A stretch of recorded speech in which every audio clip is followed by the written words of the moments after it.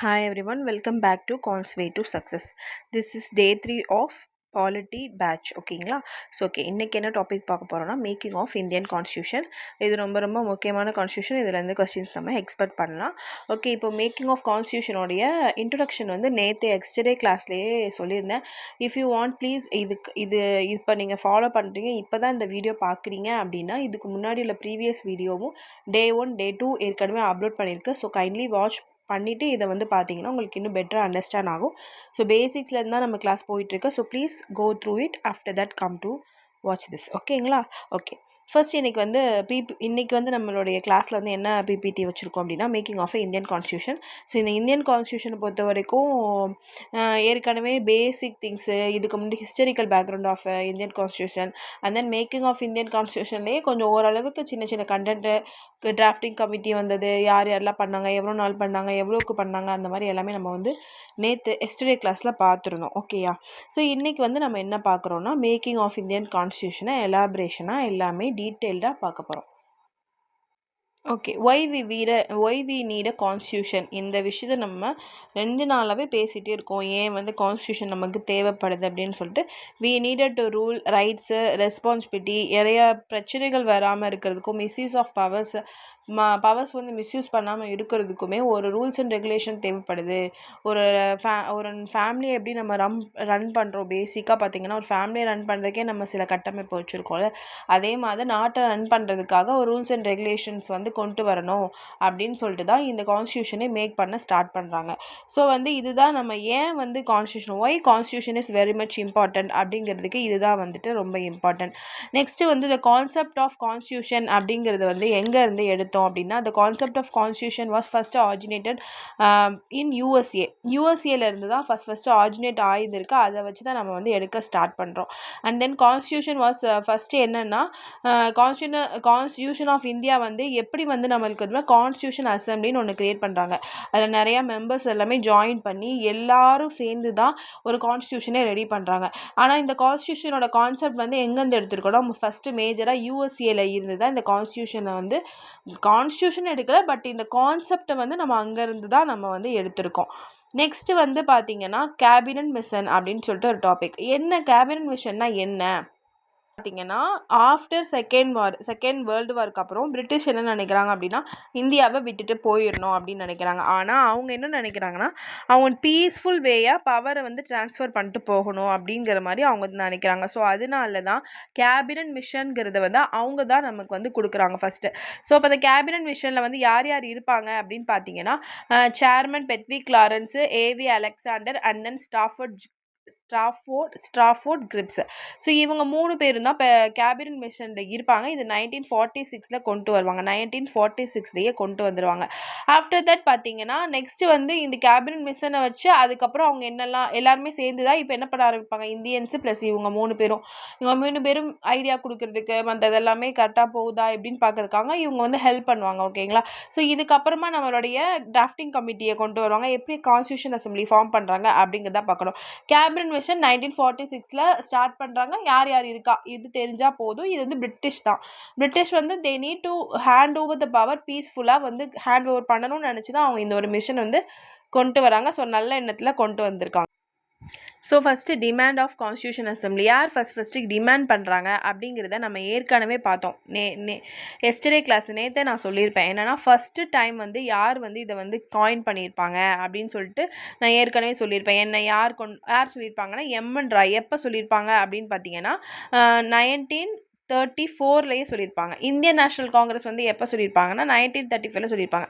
இவங்கெல்லாம் எப்படி பிரிட்டிஷ் வந்து நாட்டை விட்டு போகிறதுக்கு முன்னாடியே இவங்கெல்லாம் சொல்லியிருப்பாங்க நமக்கு ஒரு கான்ஸ்டியூஷன் தேவைப்படுது, நம்மளும் கான்ஸ்டியூஷன் வந்து ரெடி பண்ணணும் அப்படின்லாம் வந்துட்டு ஐடியா வந்து காயின் பண்ணியிருந்திருப்பாங்க. இந்த கான்ஸ்டியூஷன் அசம்பிளி வந்து எப்போ ஃபார்ம் பண்ணுறாங்கன்னா 1946. கேபினட் மிஷனும் வந்து எப்போ ஸ்டார்ட் பண்ணுறாங்க அப்படின்னா 1946. அதே மாதிரி கான்ஸ்டியூஷன் அசம்பிளியுமே வந்து 1946 ஃபார்ம் பண்ணுறாங்க. டோட்டல் மெம்பர்ஸ் எத்தனை பேர் இருக்காங்கன்னா 389 மெம்பர்ஸ் இருக்காங்க.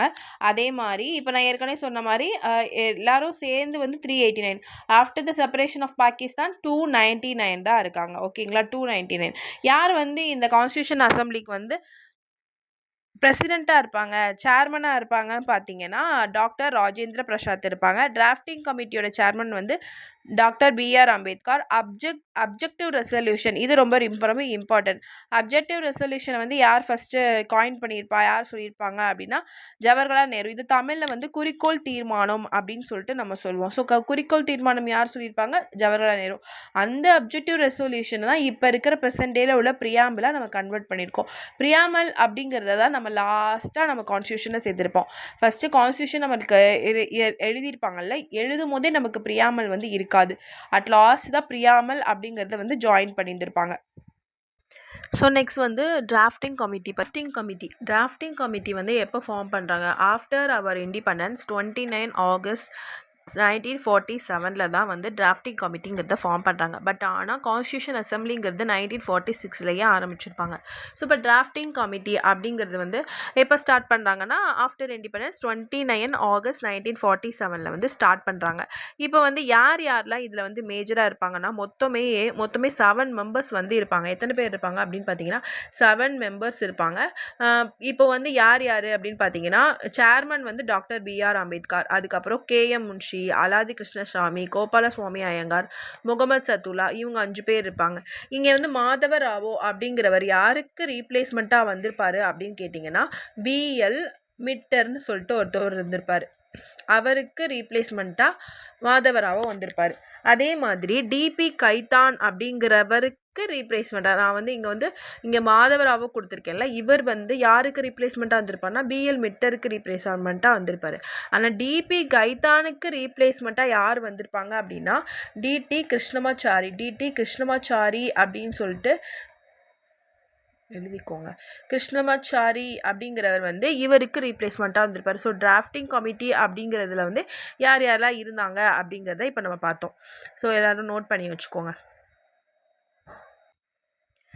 நெக்ஸ்ட் வந்து இம்பார்ட்டன்ட் கமிட்டிஸ். இப்போ கான்ஸ்டியூஷன் அசம்பிளிலேயே நிறைய கமிட்டிஸ் வந்து போட்டிருக்காங்க. ஸோ அதில் முக்கியமான கமிட்டிஸ் வந்து மேஜர் கமிட்டி அப்படின்னு சொல்லிட்டு எத்தனை கமிட்டி இருக்குது அப்படின்னு பார்த்தீங்கன்னா மொத்தமே வந்துட்டு மேஜர் கமிட்டி வந்து 8 கமிட்டிஸ் இருக்கும்.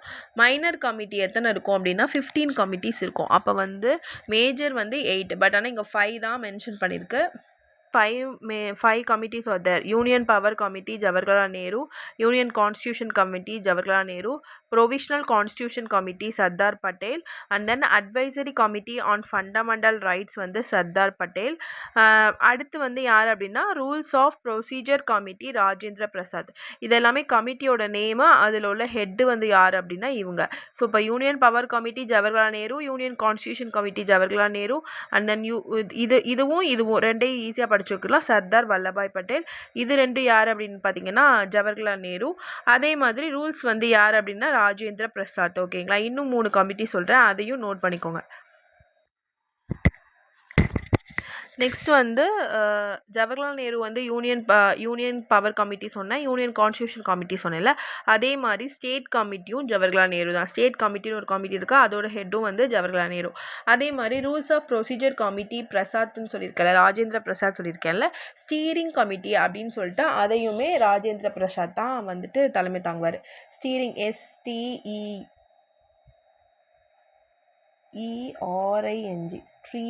ஸ்டீரிங். ஓகேங்களா. ஸ்டீரிங் கமிட்டின்னு சொல்லிட்டு அப்படின்னா என்னென்னா வழிகாட்டும் குழு. ஓகேவாங்க, புரிஞ்சுக்கோங்க. அதுதான் மற்றதெல்லாம் புரிகிற மாதிரி வேர்டாக இருக்குது, இது கொஞ்சம் புரியாத மாதிரி வேர்டாக இருக்குது. ஸோ அதையும் நான் சொல்லிடுறேன். ஸ்டீரிங் கமிட்டினா வழிகாட்டும் குழு அப்படின்னு சொல்லிட்டு அதுக்கு யார் ஹெட்டாக இருக்காங்கன்னா ராஜேந்திர பிரசாத். இதுக்கப்புறம் முன்னாடியே ஒரு மேஜர் கமிட்டி பார்த்தோம், that is called drafting committee. மொத்தம் 8 கமிட்டி வந்திருக்கும். இந்த 8 கமிட்டி வித் ஹெட் படிச்சுக்கிட்டாலே போதும். இது 8 மேஜர் கமிட்டிஸ். அப்புறம் ஒரு 15 மைனர் கமிட்டிஸ் இருந்திருக்கும், அது மோஸ்ட் இம்பார்ட்டன்ட் கிடையாது. மொத்தம் 23 கமிட்டி இருந்திருக்கு. எதில் அப்படின்னா கமிட்டி ஆஃப் கான்ஸ்டியூஷன் அசம்பிளி. அப்போ கான்ஸ்டியூஷன் அசம்பிளிலேயே மொத்தம் இத்தனை கமிட்டிஸ் வந்து இருந்திருக்கு. ஓகேங்களா.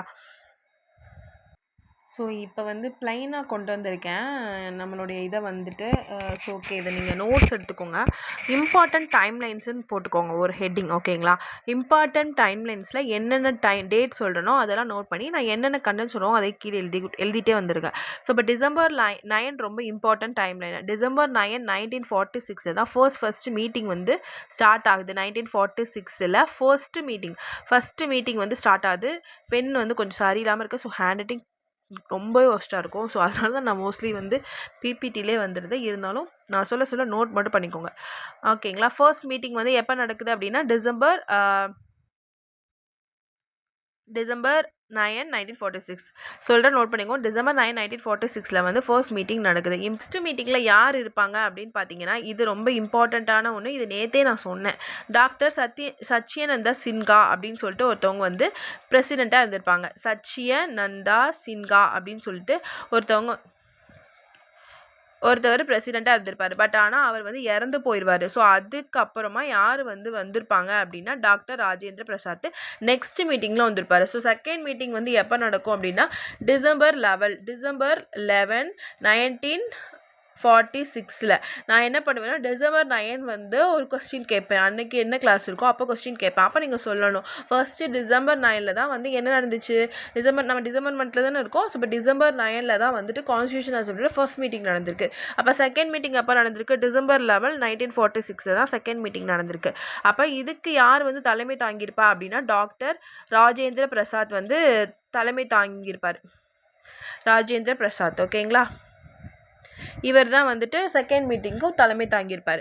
அதுக்கப்புறம் என்ன ஆகும் அப்படின்னு பார்த்தீங்கன்னா, இதை யாரெல்லாம் வந்துட்டு சொல்லியிருப்பாங்க அப்படின்னு சொல்லி பாருங்க.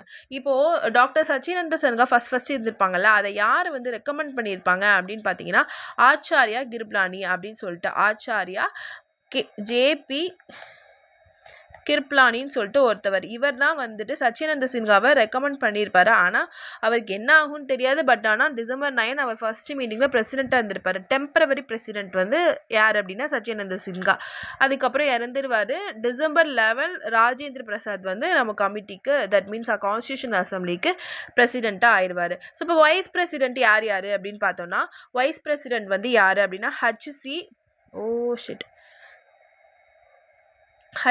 முகர்ஜி.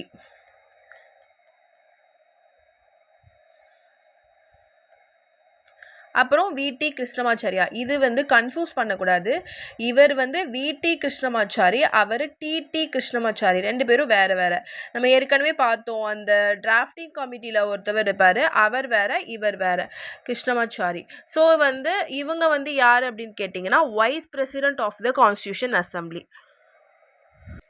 ஸோ நெக்ஸ்ட் டேட் பார்த்தீங்கன்னா டிசம்பர் 13 1946. டிசம்பர் 13 1946 வந்து என்ன நடக்கும் அப்படின்னா ஜவஹர்லால் நேரு வந்து என்ன பண்ணியிருப்பாரு அப்படின்னா குறிக்கோள் தீர்மானம் அப்ஜெக்டிவ் ரெசல்யூஷன் வந்து கொண்டு வந்திருப்பாரு, ஓகேங்களா? அது ரொம்ப இம்பார்ட்டன்ட் பாயிண்ட்டு. இதையும் நல்லா நோட் பண்ணி வச்சுக்கணும். இப்போ அப்ஜெக்டிவ் ரெசல்யூஷன் பற்றி நம்ம ஏற்கனவே ஒரு ப்ரீவியஸ் ஸ்லைடில் பார்த்தோம். குறிக்கோள் தீர்மானம் கொண்டு வந்திருப்பாரு. அதுதான் இப்போ ப்ரெசன்ட் டேல உள்ள பிரியாமல் அப்படின்னு சொல்லிட்டு பண்ணியிருப்போம். அது எப்போ வந்து வந்திருக்குன்னா டிசம்பர் 13 1946. ஸோ நெக்ஸ்ட் வந்து அப்ஜெக்டிவ் ரெசல்யூஷன் டிசம்பர் 13 1946 வந்திருந்தாலும் ஜான்வரி 22 1946 அந்த அப்ஜெக்டிவ் ரெசல்யூஷனை நம்ம எல்லோரும் ஏற்றுப்போம். ஸோ அதுதான் வந்து இப்போ ப்ரெசன்ட் டே பிரியாமலாக இருக்குது அப்படிங்கிறத நீங்கள் ஏற்கனவே சொல்லிட்டேன். ஆனால் அந்த குறிக்கோள் தீர்மானம் வந்து யார் இன்ட்ரடியூஸ் பண்ணுவாங்க அப்படின்னா டிசம்பர் 13 1946 வந்து ஜவஹர்லால் நேரு சொல்லியிருப்பார். ஆனால் அதை எல்லாரும் ஏற்றிருக்க மாட்டாங்க. எப்போ ஏற்றிருந்திருப்பாங்க, எப்போ நம்ம அதை அடாப்ட் பண்ணியிருப்போம் அப்படின்னா ஜான்வரி 22 1946. இது எல்லாமே இம்பார்ட்டன்ட் டேட்டு தான். ஸோ டேட் வைஸாக போட்டு இம்பார்ட்டன்ட் டைம்லைன் போட்டு எழுதிட்டு வச்சுக்கோங்க. ஸோ நெக்ஸ்ட் வந்து ஜூலை 22 1947. சாரி, இது 1946 கிடையாது, 1947, ஓகேங்களா? ஜூலை 22 வந்துட்டு 1947 நம்ம என்ன பண்ணியிருப்போம் அப்படின்னா நேஷ்னல் ஃப்ளாகை அடாப்ட் பண்ணியிருப்போம். நேஷ்னல் ஃப்ளாகை நம்ம வந்து அடாப்ட் பண்ணியிருப்போம். அதே மாதிரி 15th ஆகஸ்ட் 1947 இந்தியா வந்து இண்டிபெண்டன்ஸ் ஆகிருக்கும்.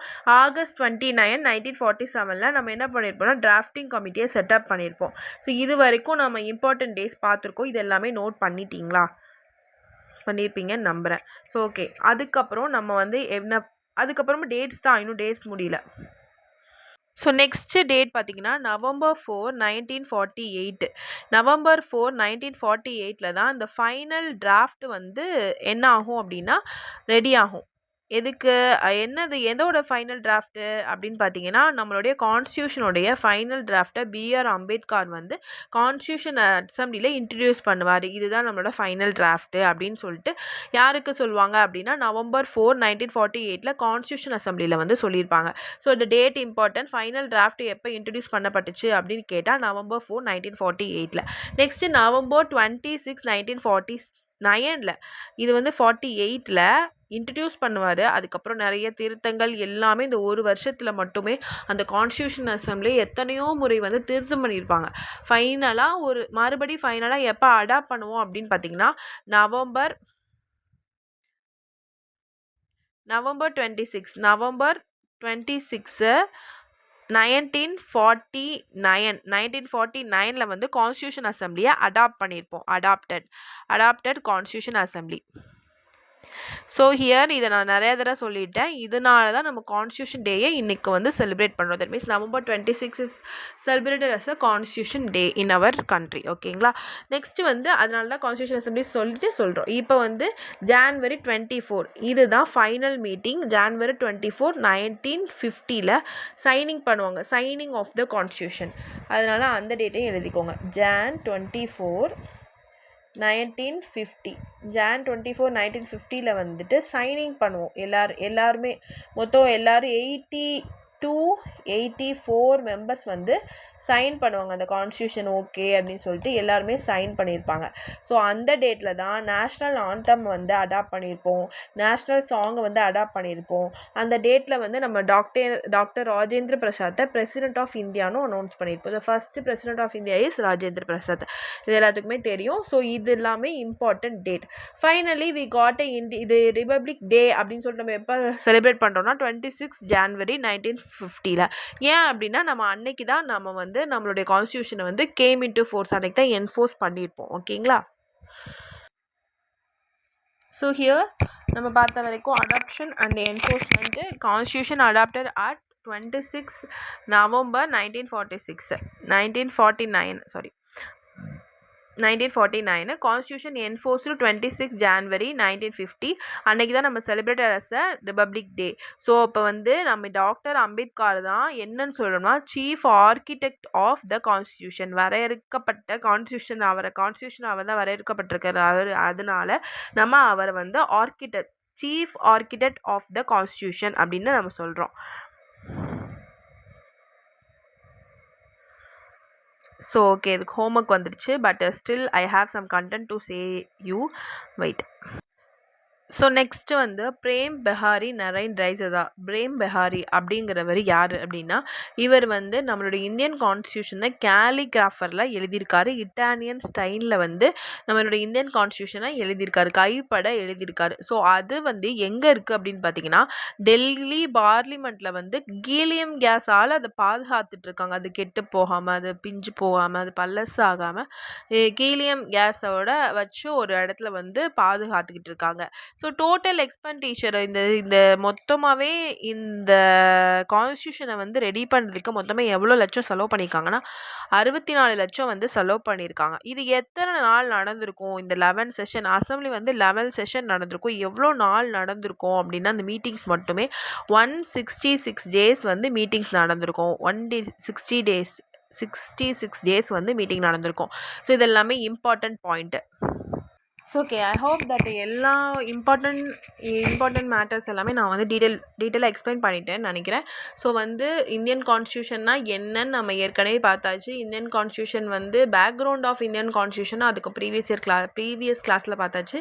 ஸோ இன்றைக்கி வந்து நம்ம மேக்கிங் ஆஃப் கான்ஸ்டியூஷன் பார்த்துருக்கோம். அதில் ஓவரால் என்ன பார்த்துருக்கோம் அப்படின்னு பார்த்தீங்கன்னா கான்ஸ்டியூஷன்னா என்ன, எத்தனை பேர் இருக்காங்க, அந்த மெம்பர்ஸ் வந்து எத்தனை பேர் இருக்காங்க, எத்தனை பேர் வந்து சைன் பண்ணியிருக்காங்க. 284 மெம்பர்ஸ் சைன் பண்ணியிருந்திருக்காங்க, எவ்வளோ நாள் நடந்திருக்கு, எவ்வளோ லட்சம் செலவு பண்ணியிருக்காங்க அப்படின்னு ரொம்ப இம்பார்ட்டன்ட் திங்ஸ் எல்லாமே பார்த்துட்டோம். ஸோ வந்து இந்த டேட் எல்லாமே இம்பார்ட்டன்ட் டேட் எல்லாமே வரிசையாக நான் வந்து டீச் பண்ணிட்டேன். ஸோ அது எல்லாமே நோட்ஸ் எடுத்து வச்சுக்கோங்க. ஒருவேளை இந்த வீடியோவில் பார்க்கல மறுபடியும் இந்த வீடியோ போட்டு பார்த்து நோட்டில் எடுத்து நோட்டை எழுதி வச்சுக்கோங்க. ரொம்ப இம்பார்ட்டன்ட் டேட்ஸ் அது எல்லாமே. ஸோ நேஷ்னல் ஃப்ளாக் எப்போ அடாப்ட் பண்ணோம், நேஷ்னல் ஆந்தம் எப்போ அடாப்ட் பண்ணோம், நேஷ்னல் சாங் எப்போ அடாப்ட் பண்ணோம். ஸோ பிரேம் பிரகாரி வந்து எழுதுன அந்த வந்து ஹீலியம் கேஸில் எங்கே இருக்குது, டெல்லி பார்லிமெண்ட்டில் இருக்குது. ஸோ இந்த மாதிரி எல்லாத்தையுமே கொஞ்சம் ஒரு தடவை திருப்பி ரீகால் பண்ணிட்டு நான் இப்போ எப்படி உங்களுக்கு சம்மரி சொல்கிறேன், ஃபைனலாக என்னென்ன பாயிண்ட்ஸ் நம்ம இன்றைக்கி பார்த்தோம் அப்படின்னு சொல்லிட்டு அதையும் நீங்கள் என்ன பண்ணுங்கன்னா வீடியோ கம்ப்ளீட் ஆனதும் நீங்களாக சொல்லுங்கள். நீங்களாக சொல்லி பார்த்துட்டிங்கன்னா உங்களுக்கு அது அப்படியே மைண்டில் ரிஜிஸ்டர் ஆகிடும். அப்புறம் நைட்டு தூங்கும்போது ஒன் டைம் வந்து இந்த வீடியோ பார்த்தோமே அதில் என்னென்ன பார்த்தோம், ஓகே இந்த பாயிண்ட்ஸ்லாம் பார்த்தோம், இந்த டேட்டில் இதெல்லாம் பண்ணியிருக்காங்க, ஃபைனலி முடிஞ்சிச்சு, நமக்கு ரிமெம்பர் இருக்கும். ஸோ வந்து நெக்ஸ்ட் வந்து ஹோம்ஒர்க் அப்படின்னு பார்த்தோன்னா என்ன அப்படின்னு பார்த்தீங்கன்னா ஹோம்ஒர்க் வந்து டே 3 பாலிட்டியில் வந்து என்னென்ன கொடுத்துருக்கேன்னா important points of about the constitution. உங்களுக்கு என்னெல்லாம் இம்பார்ட்டண்ட்டாக தோணுது 5 பாயிண்ட்ஸ் ஓகேங்களா. ரொம்ப இம்பார்ட்டண்ட்டாக பிரேம் பெஹாரி பற்றி படித்தோம், டேட்ஸ் நிறையா படித்தோம், இது எல்லாமே எக்ஸாம் பாயிண்ட் ஆஃப் வியூவில் இம்பார்ட்டன்ட் தானே. ஸோ அப்போ அதெல்லாம் ஒன் டைம் எழுதி பாருங்கள், மெமரைஸ் பண்ணுங்கள். இந்த 1946 கேபினட்டு, அதுக்கப்புறம் நிறைய கீ டேட்ஸ் சொன்னேன், எக்ஸாம்பிளுக்கு இது சொல்லியிருக்கேன். ஸோ வந்து கீ டேட்ஸ் நிறையா நம்ம படித்தோன்னா அது எல்லாத்தையுமே மெமரைஸ் பண்ணிக்கோங்க. அதுக்கப்புறம் கமிட்டிஸ் அண்ட் நேம்ஸு, சேர்மனை பற்றியும் நீங்கள் படிச்சுக்கோங்க ஓகேங்களா. இதுக்கப்புறம் என்ன உங்களுக்கு ஒரு ஹோம்ஒர்க் அப்படின்னா 10th சப்ஜெக்டில் சிவிக்ஸில் ஃபர்ஸ்ட் லெசனில் வந்து இந்தியன் கான்ஸ்டியூஷன் ஒரு லெசன் இருக்கும், அதையும் ஒன் டைம் ரீட் பண்ணிக்கோங்க. அதில் எக்ஸ்ட்ராவாக ஏதாவது பாயிண்ட் உங்களுக்கு இம்பார்ட்டன்ட் தோணுச்சோ அதையும் இந்த நோட்ஸ்குள்ளே கொண்டு வந்துடுறோம். நான் அதுக்கு தான் ஆரம்பத்துலேயே ஒரு கொஸ்டின் ஒரு செட் ஆஃப் வீடியோ போட்டிருப்பேன். என்ன போட்டிருப்பேன் அப்படின்னு பார்த்தீங்கன்னா தனி நோட்டு போடுங்க எல்லா சப்ஜெக்ட்டுக்கும். எல்லா நோட்ஸ் இப்போ பாலிட்டிக்கு நீ இந்த வீடியோ மட்டும் பார்க்க மாட்டேன், நிறையா வீடியோ பார்ப்பீங்க.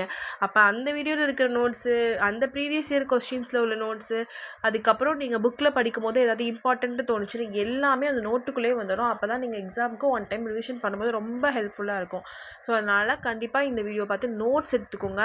சும்மா இப்படி பார்த்துட்டு போகாதீங்க, நோட்ஸ் எடுத்து எழுதிக்கோங்க. இது ரொம்ப important. So 10th first lesson கண்டிப்பாக நீங்கள் ரீட் பண்ணி நோட்ஸ் எடுத்து வச்சுக்கோங்க ஓகேங்களா. Thank you, have a good day.